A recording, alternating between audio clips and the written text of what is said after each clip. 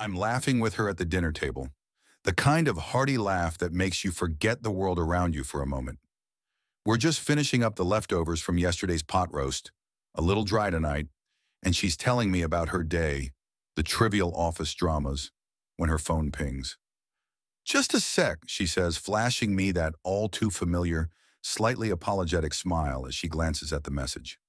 I nod, sipping my wine, trying to savor the rich, woody flavor. But my attention shifts as I see her typing back quickly, a small, almost secretive smile playing on her lips.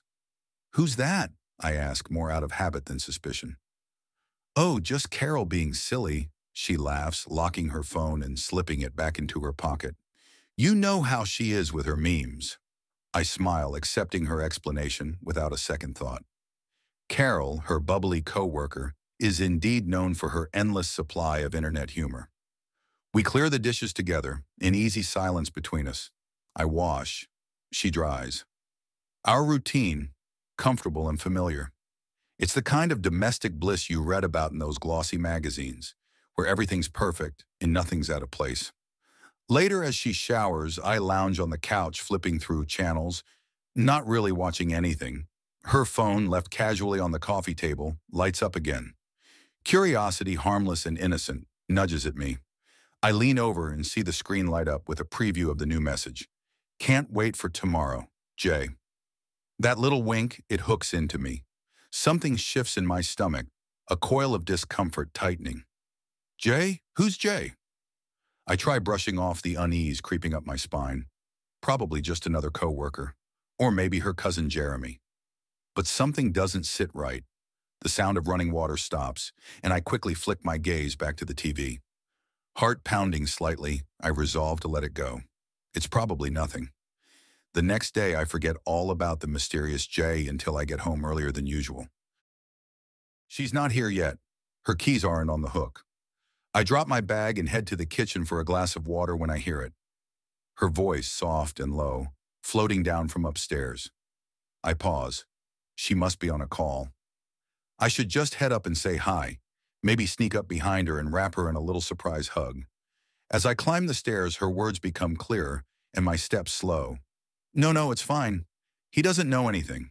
We're good for tomorrow." Silence falls as I reach the landing, heart thudding loudly in my ears. My hand grips the banister, knuckles whitening.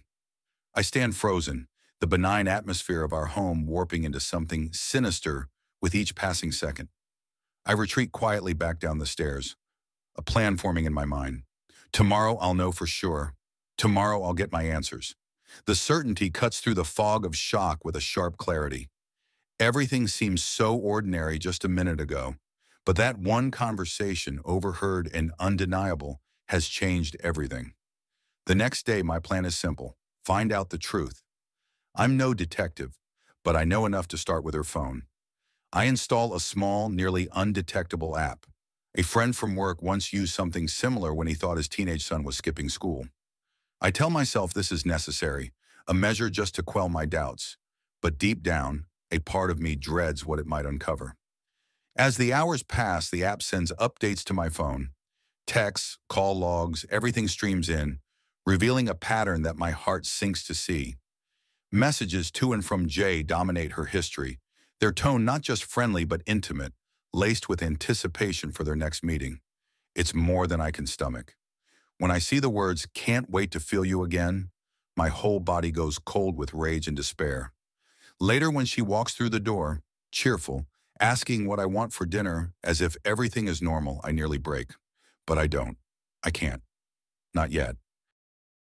"Anything's fine," I manage to say, my voice even, but my fists clench at my sides. That night, I lie awake next to her, staring at the ceiling, every whispered affection from the past echoing like mockery in my head. My mind races through our years together, trying to pinpoint any sign I might have missed, any moment that should have warned me. There's nothing but the trust I had, which now feels like folly. The following day is a blur of work tasks performed mechanically. My real focus is on the next steps of my plan. By now I know when she's meeting him next. The app provides a live update. They plan to meet at a hotel downtown tomorrow afternoon.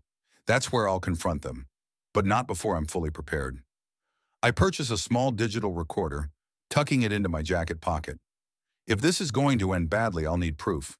I can't let emotions alone guide me. I need hard evidence, something undeniable. On the day of their meeting, I leave work early, my stomach twisted in knots.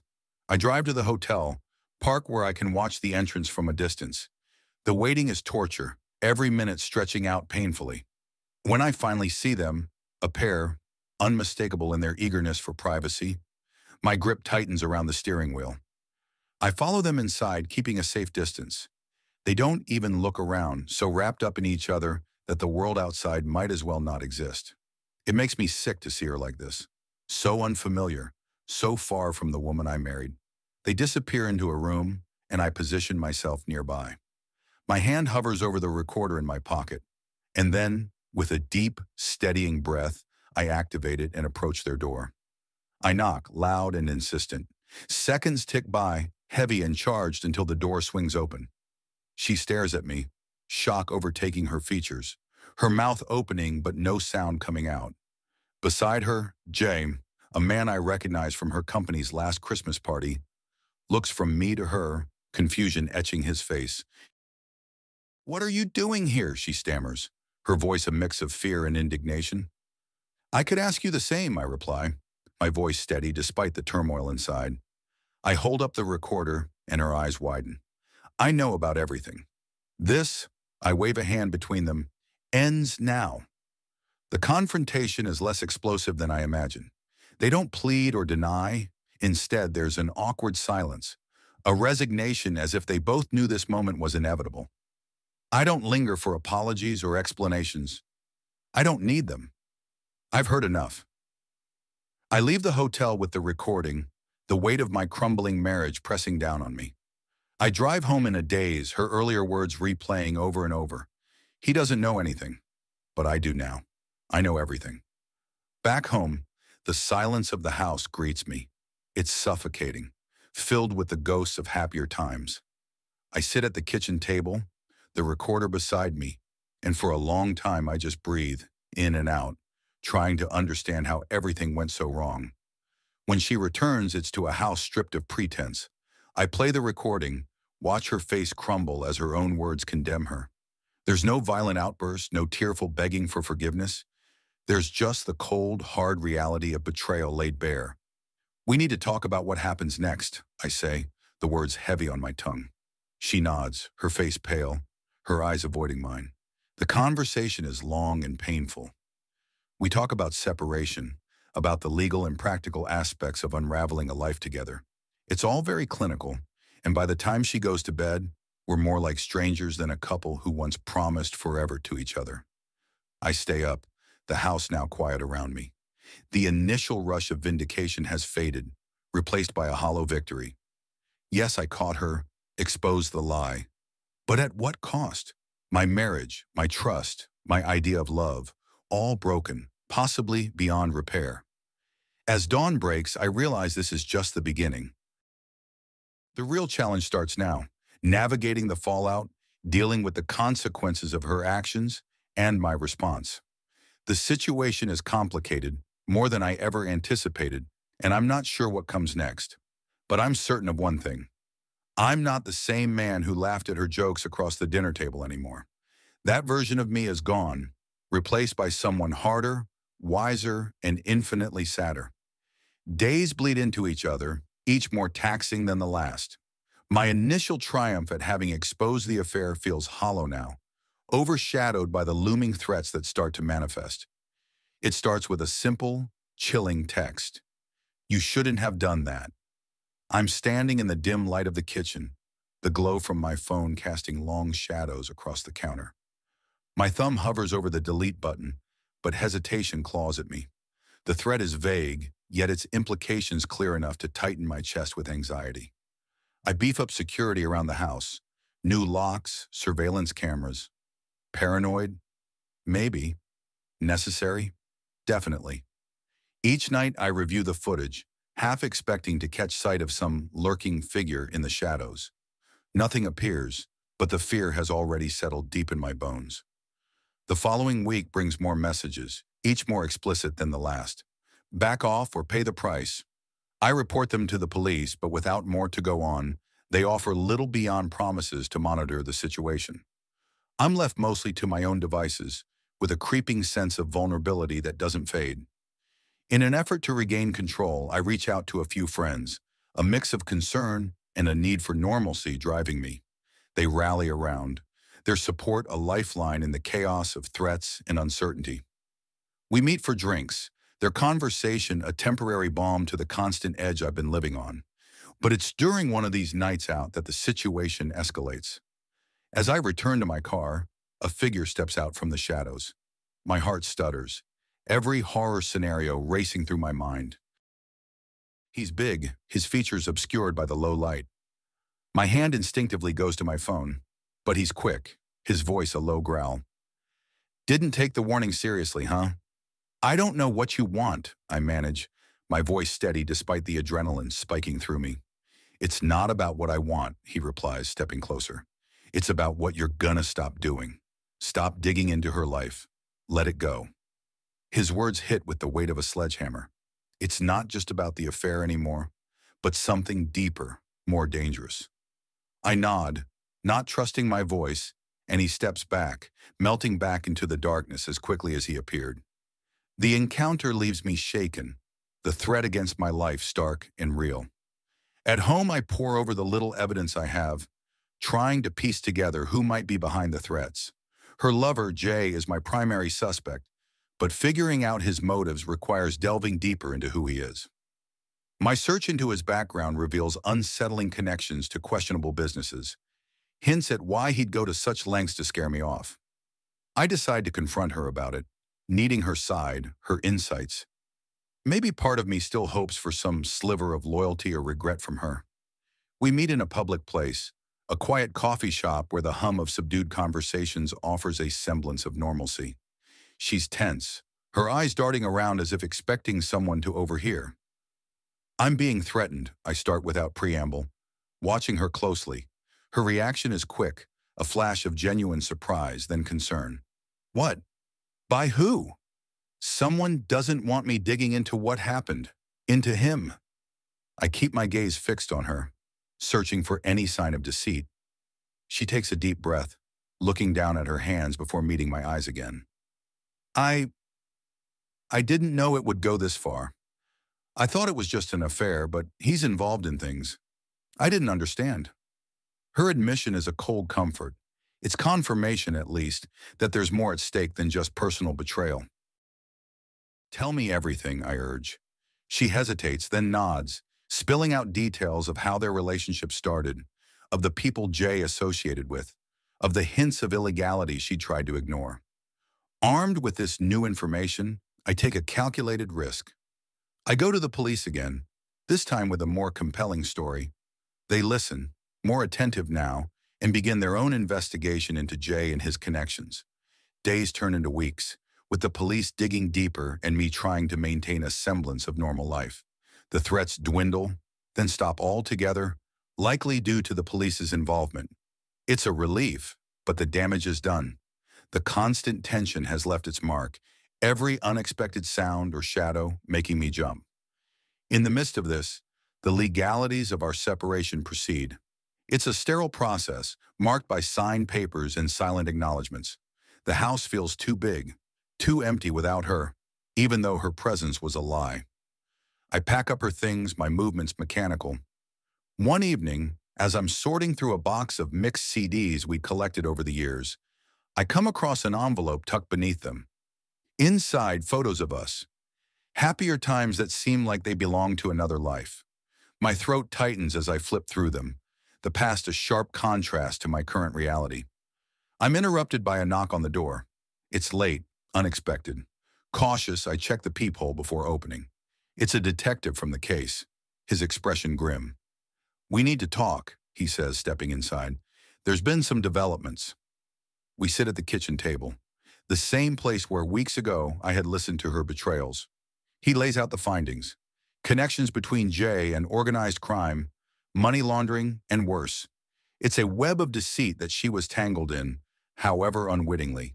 The threats against you were likely from his associates. They didn't want anyone digging too deep, exposing them. I nod, processing. It's a lot to take in. The scale of it far beyond what I ever imagined. Aru, what happens now, I ask, my voice hoarse. There will be a trial. We may need your testimony, he explains. You're safe for now. We're keeping a close watch on his circle.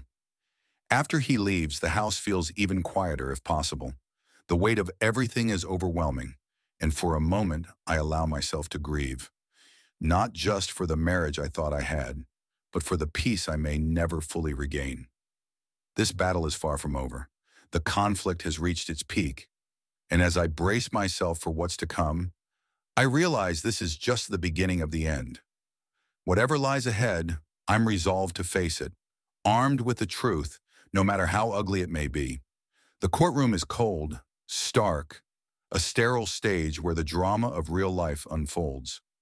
I'm here, not just as a witness, but as a man who's seen the underbelly of betrayal, seated where the lines between personal vendettas and public justice blur. The wooden bench is hard against my back, a constant reminder that comfort is the least concern here.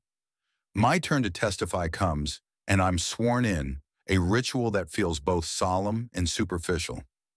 The bailiff's voice is a dull hum, but I nod, understanding the weight of what's expected of me. Please state your name for the record, the prosecutor begins, a middle-aged man with sharp eyes and a sharper suit. David Michael Thompson, I reply, my voice steady, louder than I feel. And Mr. Thompson, how are you connected to this case? I was married to one of the defendants, and I uncovered the initial evidence of the crimes being discussed here today. There's a ripple through the courtroom, a mix of curiosity and scrutiny. I feel their eyes burning with unspoken questions about my role, my motives. The prosecutor walks me through the events, his questions a guide to paint a clear picture for the jury.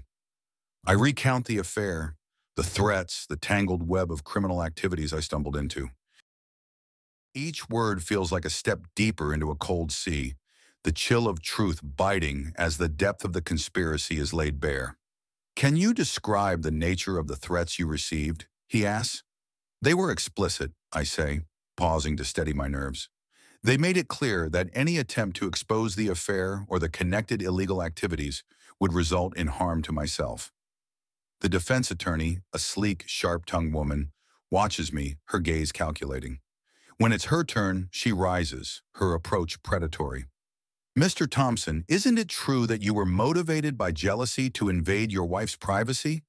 That perhaps your actions were driven by spite rather than civic duty? Her words are a strike, aimed to wound, to discredit. I meet her gaze unflinching. My initial actions were driven by suspicion of infidelity, yes. But what I discovered was much larger than a personal betrayal. It involved criminal activities that put others at risk. She presses on, questioning my methods, my decisions, trying to twist my concern into obsession, my actions into violations. But I hold firm, the truth a shield against her insinuations. The trial stretches on, days bleeding into one another, each hour a grinding procession of testimonies, evidence, arguments. The gallery is always full, a sea of faces, some sympathetic, others judgmental.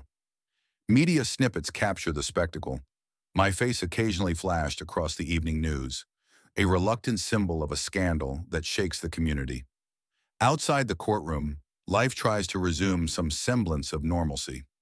I return to work, to the grocery store, to the quiet of my home, but the shadow of the trial looms always, a dark canopy over every mundane moment. Nights are the hardest. The house is silent, save for the ticking of the clock, the creak of floorboards settling. I lay in bed, the sheets cool and empty beside me, and replay the trial's progress, dissecting each day's testimony, each question and answer. In one of these long nights, I dream of her. She's as I remembered before the betrayal, warm, loving, the woman I thought I knew. We're back in our home, laughter echoing off the walls, her touch gentle as we move together. But even in the dream, there's a shadow, a sense of something lurking just out of sight, tainting the intimacy with dread. I wake up sweating, her name a whisper on my lips, a mixture of longing and loathing churning in my gut. It's a stark reminder of what's been lost, of the emotional turmoil still unresolved. As the trial nears its climax, the tension is palpable. The prosecution presents a damning array of evidence, from financial records to communications linking the defendants directly to criminal enterprises. I'm called again, this time to confirm details of her interactions with Jay, the moments caught on the recordings. The climax comes unexpectedly. Mid-testimony, another witness, a former associate of Jay, breaks down, his confession a flood that sweeps through the courtroom. He corroborates everything, the guilt too much to bear, his words a catharsis that shifts the trial's course. I sit there listening to the unraveling, the final threads of the conspiracy laid bare. It's a victory in one sense, but the cost is etched deep in the lines of my face, in the hollows of my eyes. The jury's deliberation is brief, the verdict swift. Guilty. There's a collective breath, a murmur that sweeps the room. I watch her as the sentence is read, her face a mask of shock and despair. Our eyes meet, a fleeting connection fraught with the complexities of our shared past. The love we once had, now just a ghost in the gallery of my heart. The trial ends, but the resolution feels incomplete. Justice has been served, a criminal ring dismantled, but the personal wreckage remains. I stand outside the courthouse, the chill of early evening setting in, and it strikes me that this is really just another beginning. The fight for legal justice is over, but the journey to personal recovery, to understanding and peace is just starting.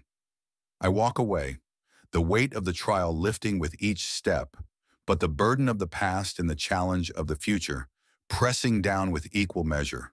It's over, yet it isn't.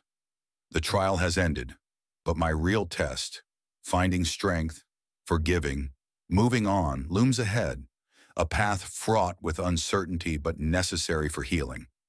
I'm ready to face it, whatever it may bring.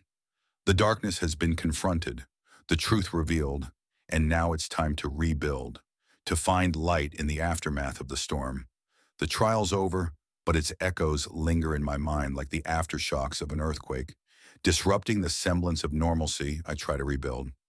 My first step is dealing with the practicalities, the separation agreement, the division of assets. It's clinical, each signature a reminder of the distance now between us. I sit across from her at our lawyer's office, the table between us laden with documents, the air heavy with a somber finality. We don't speak much, the legal jargon filling the silence that our broken conversations left behind. Is there anything else you want from the house? I ask, keeping my tone neutral. She shakes her head, her eyes not meeting mine. No, I've taken what I need. The lawyer, a middle-aged man with a habit of adjusting his glasses, nods and continues outlining the terms. I listen, but my thoughts drift. It's hard not to think about the past, about what could have been different. Once everything is signed, she stands, and for a moment, I see a flicker of the woman I married. David, she starts but stops. What can she say? Sorry? It wouldn't change anything. It's okay, I interrupt, not sure if I mean it. She nods, tears rimming her eyes, then turns and leaves. The finality of that exit, the soft click of the door closing, marks the end of our chapter. Back home, the emptiness of the house is palpable. I walk through the rooms, each corner filled with memories, each space a testament to the life we built and then dismantled. I start redecorating, changing things small and large, painting walls, replacing furniture. It's both a distraction and a necessity, a way to erase her presence and reclaim my space. My friends who've been a steady presence suggest a night out. You need to get back out there, they urge, and I know they're right. We hit a local bar, the atmosphere lively, the crowd a blend of laughter and music. It's strange to be here, amidst people enjoying the night, while my heart still feels heavy. A woman with a bright smile and an easy laugh strikes up a conversation. She's attractive, her interest clear, but I'm hesitant. It feels too soon, yet the allure of moving on is tempting. We talk, the conversation light and flirtatious, and for a moment I allow myself to enjoy the attention, the normalcy of it. Yet as I drive home alone, her number in my pocket, I feel a pang of guilt, as if I'm betraying a memory. It's confusing, this mix of longing for what was and the desire to forge ahead. The following weeks are a mix of work and home improvements, the routine helping to stabilize the chaos of my emotions. I reconnect with old hobbies, picking up my guitar again, the strings familiar under my fingers. Music fills the quiet of the house, a balm for my restive soul. But the true test comes when I decide to go through our shared digital photos, a task I've put off. Each image is a snapshot of a life that's no longer mine. Vacations, birthdays, lazy Sundays, captured moments of joy that now seem like scenes from someone else's life. I delete many, save a few. It's cathartic and painful, a necessary step in moving on. I also start attending therapy, a decision driven by the lingering shadows of the past months. The therapist, a kind woman with insightful eyes, helps me unpack the layers of betrayal, grief, and rebuilding. It's hard opening up about the darkest parts of my experience, but each session lightens the load a bit. "You're doing well," she assures me one afternoon, a note of encouragement in her voice. "Healing isn't linear. It takes time and effort, and you're putting in both." Encouraged, I take more steps forward. I join a local photography club, an interest I'd shelved during my marriage. The first meeting is awkward, my skills rusty, but the other members are welcoming, their passion for photography infectious. One evening, as I'm setting up my camera for a club outing, a sunset shoot by the lake, I feel a sense of peace. The water reflects the fiery hues of the setting sun, the beauty of the moment both poignant and hopeful. I snap photo after photo, each click a step further from my past and closer to a future I'm starting to look forward to. It's during these shoots, surrounded by nature and new friends, that I finally feel a shift. The weight of the past begins to lift, the anxiety and hurt receding like a tide going out. There's an excitement about life again, a spark that I thought had been extinguished. By the time autumn rolls around, the house feels different, more mine than ours. I host a small gathering for my photography club, the laughter and chatter filling the space with new memories. The evening is a success, the warmth of budding friendships palpable.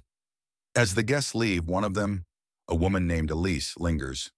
"You have a beautiful home," she comments, her eyes kind. I reply, feeling a genuine smile tug at my lips. "It's taken some time to get here." She nods, understanding, and in that moment I realize how far I've come. From the chaos of betrayal to the calm of acceptance, the journey has been grueling but transformative. Elise leaves, but we promise to catch up again soon. Alone, I stand in the doorway, looking out at the quiet street. The night is crisp, the stars bright above, and I feel a profound sense of gratitude. For the support of friends, the healing power of time, and the unexpected resilience of the human heart. This path to resolution hasn't been easy, but it's led me to a place of growth and newfound hope. The house, once a symbol of shared dreams, now stands as a testament to my strength, to the possibility of second chances. And as I close the door, turning back to the comfort of my reclaimed space, I know I'm ready to face whatever comes next, with a heart that's healing and a spirit that's eager to embrace the future.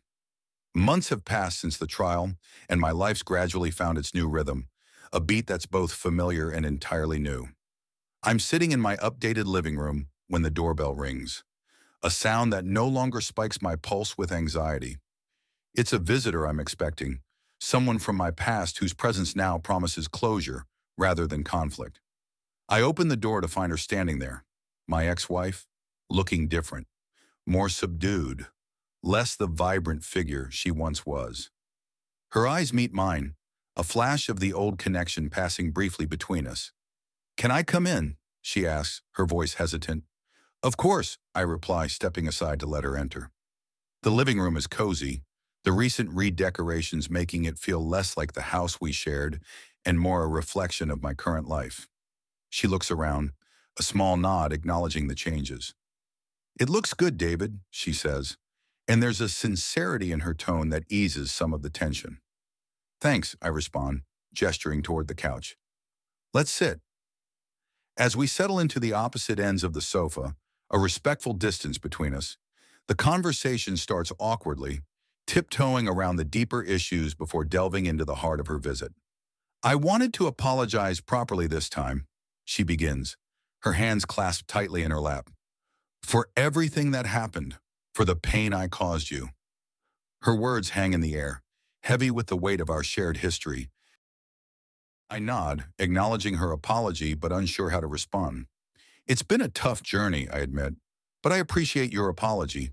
She nods, eyes moist. How have you been? The question opens a door to a conversation that spans the breadth of our experiences since our separation. I tell her about my photography, about the therapy sessions that helped me navigate the stormy waters of our breakup. She listens, genuinely interested, and shares her own struggles and revelations. I'm getting help too, she confesses. Therapy, support groups. It's been hard facing up to what I did, understanding why. The dialogue shifts slowly from the pain to the growth, from betrayal to self-discovery.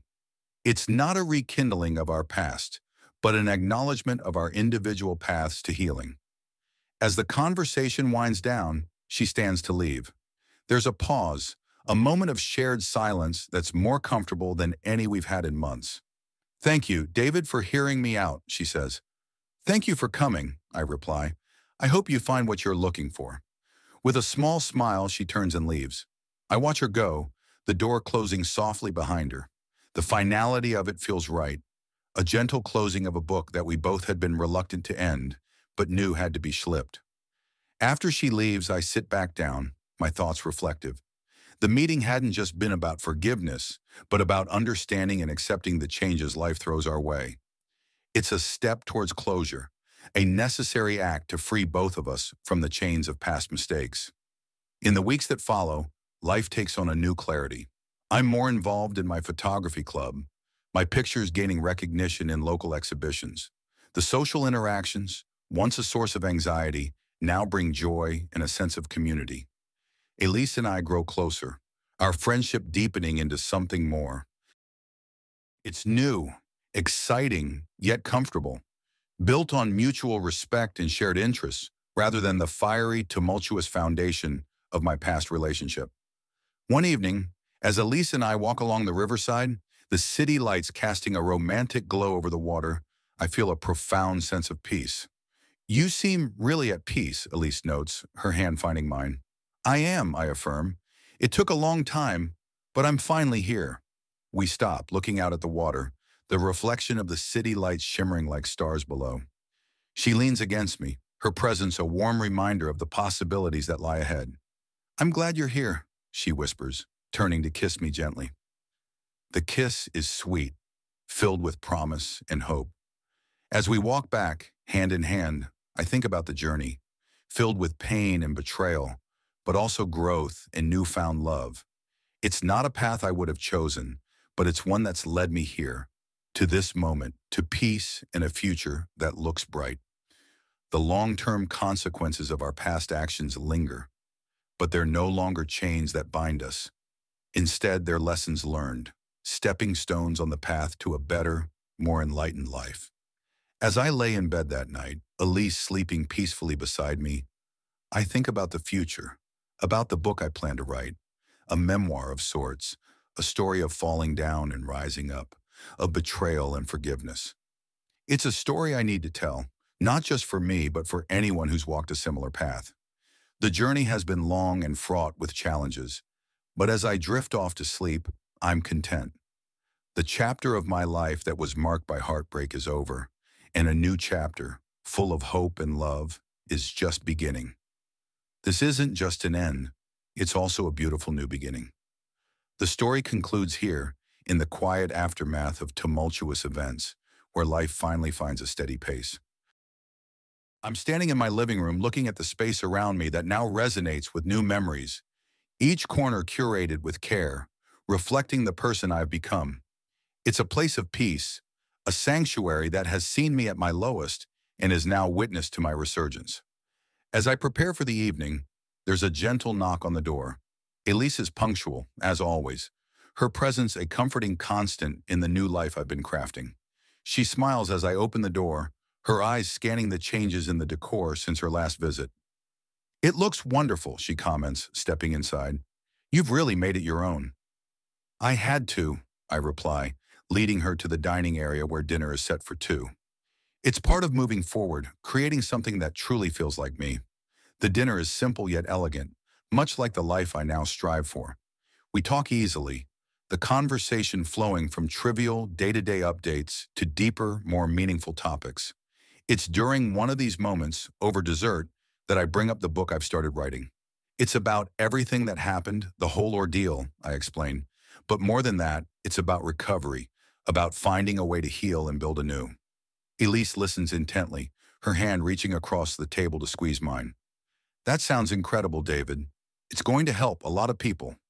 I hope so, I say, feeling the weight of the story I'm about to tell the world. It's not just my story anymore. It's a testament to survival, to the resilience of the human spirit. Later, as we sit on the couch with glasses of wine, the conversation turns lighter, plans for the future mingling with shared laughter. Elise's head rests against my shoulder, her presence a gentle reminder of the rewards that come with enduring hardship. I'm thinking of a trip, I tell her, the idea spontaneous. Somewhere new, somewhere we can both explore. She lifts her head, her expression bright. I'd love that. Anywhere with you. It's a simple statement, but it holds the promise of shared adventures, of chapters yet to be written in our lives. The night winds down, and as I walk her to the door, there's a pause, a comfortable silence that speaks volumes. We've come to understand each other deeply, the kind of understanding that only grows from spending countless moments together, sharing both laughter and pain. I'll call you tomorrow, Elise says, standing on the threshold. Looking forward to it, I reply, and it's true.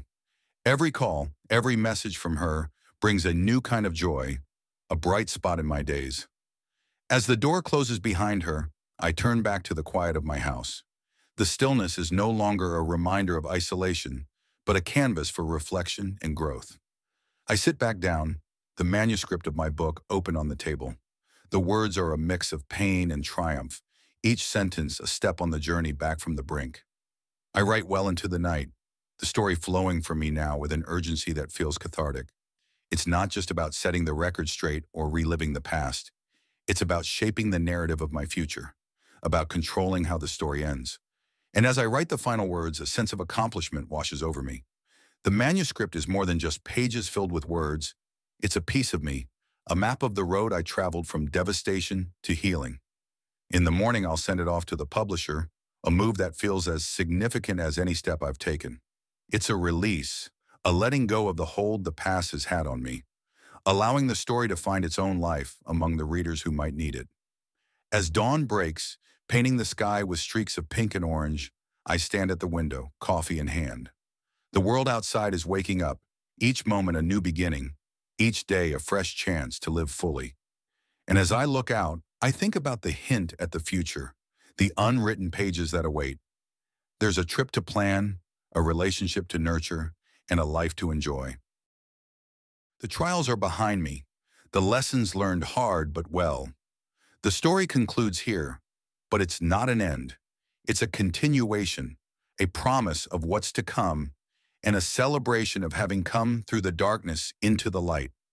It's a new beginning, bright with potential and rich with possibility.